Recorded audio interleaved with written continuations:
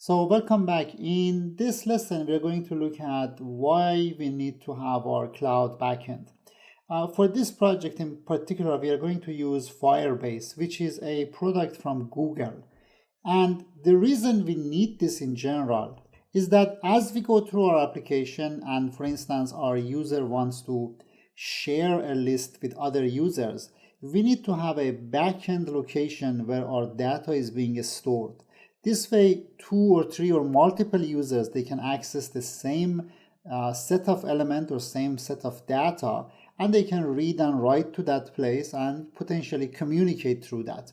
Now, there are many things that goes into a backend and a real-time database. We will get through some of that today with Firebase.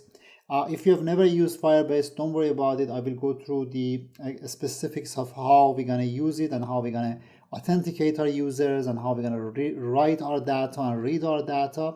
I would also suggest that spend some time through the documentations of Firebase just to get a better sense of what it does for you and how it works. Even though, like I said, we will do everything through the code, and I will try to explain as much as I can. So with that in mind, let's move on to our first lesson.